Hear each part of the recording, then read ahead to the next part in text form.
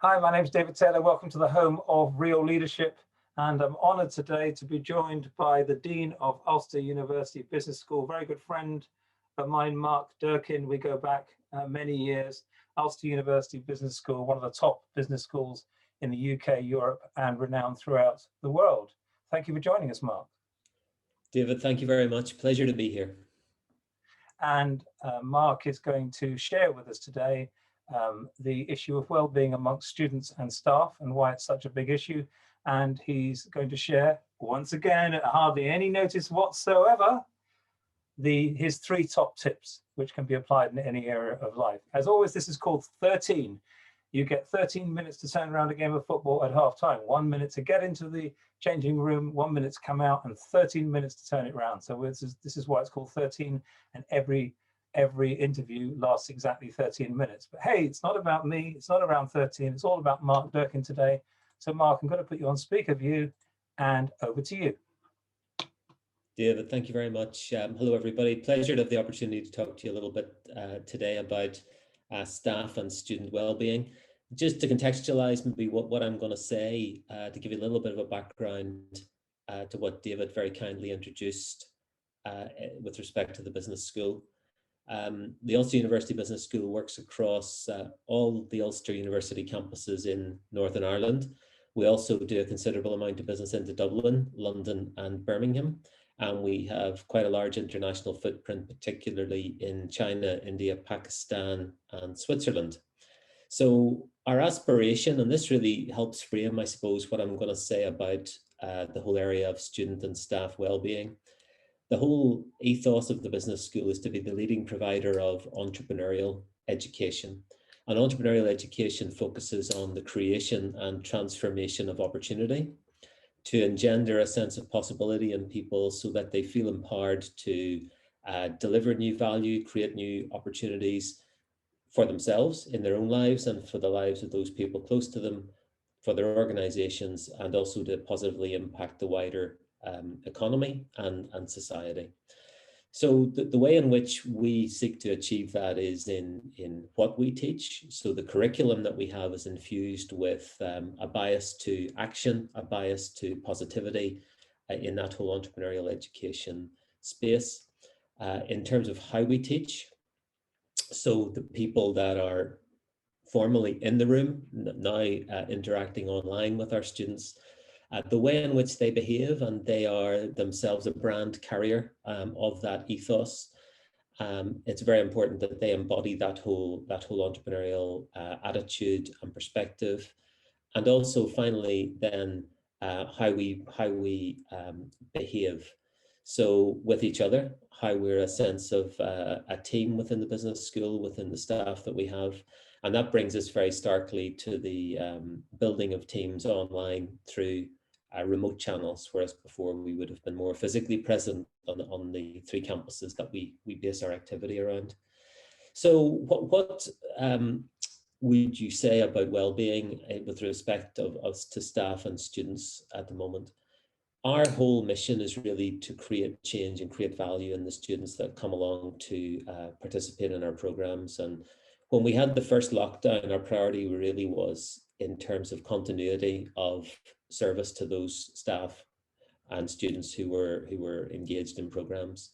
We have about 5,200 students in the business school right across those campuses and online.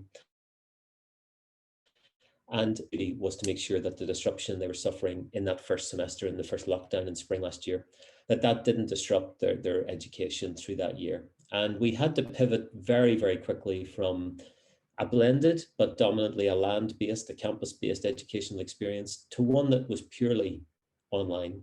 And that required a real step change in how we do our business. And we did a lot of work with our staff teams. We did a lot of work with our technology to allow us to pivot in that way. But the most important thing we did, and this is probably the first takeaway for staff and for students, David, the first thing that we really did was communicated.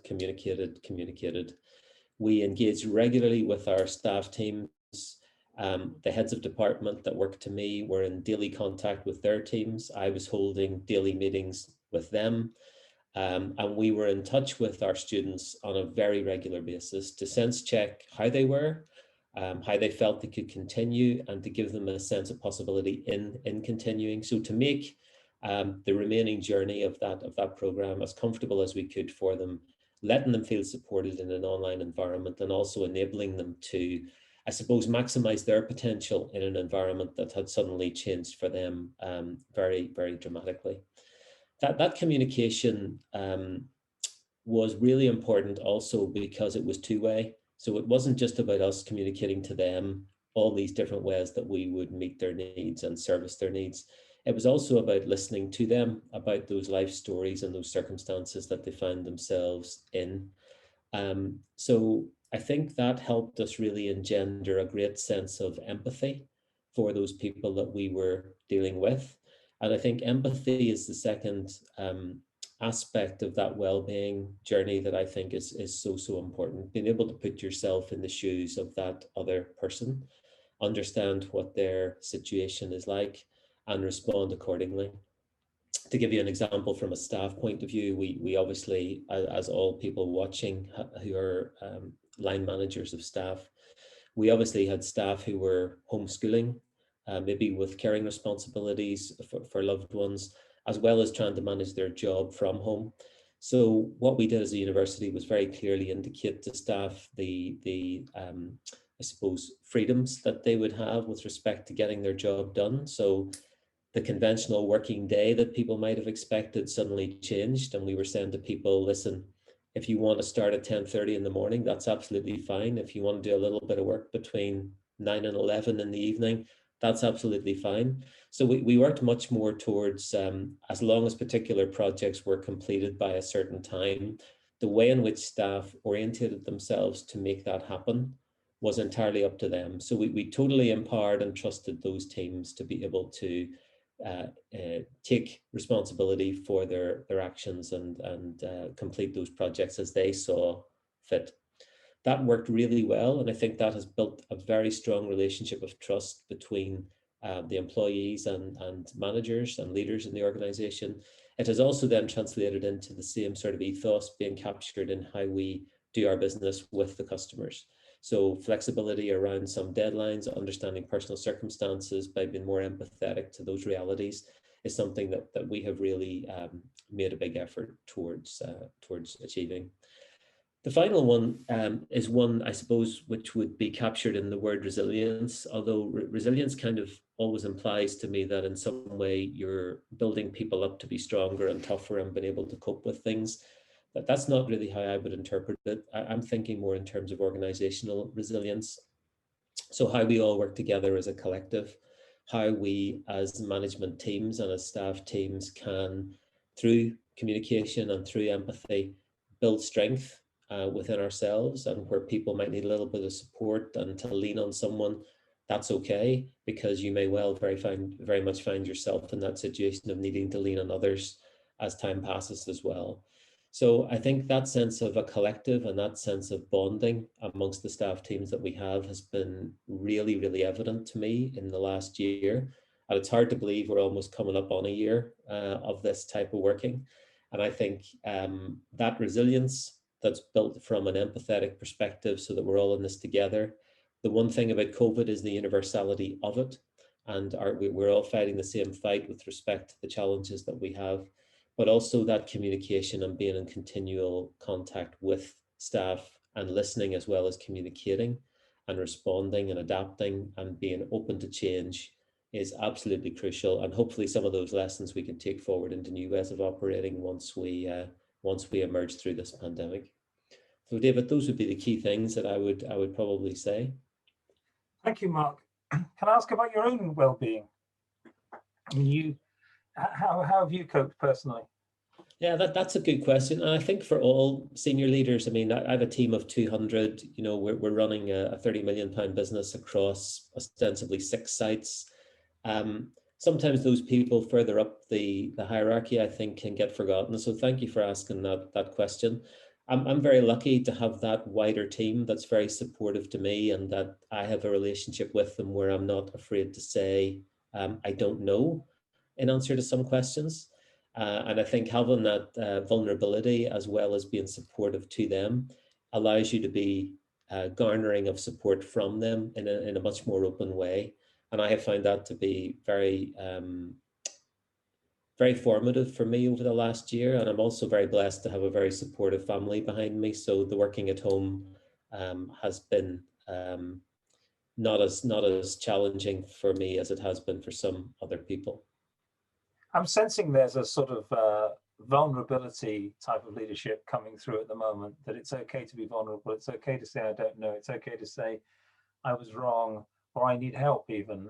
Are you sensing that as well? And do you think that'll carry on post-pandemic? It has to, David. I mean, I never saw there being any sort of tension for me between being a strong leader and being a vulnerable leader. I think actually being vulnerable adds to the strength of leadership. And in terms of not knowing the answer to the question, there's never been a time when that has been more appropriate, in the sense that we've never had a more uncertain climate than the one we're finding ourselves in at the moment. People do not know the answers. We don't know from day to day what's going to happen next.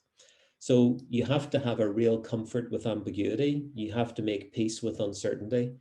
And the only way you can do that is really to become more comfortable in saying, I don't know, but together let's find out.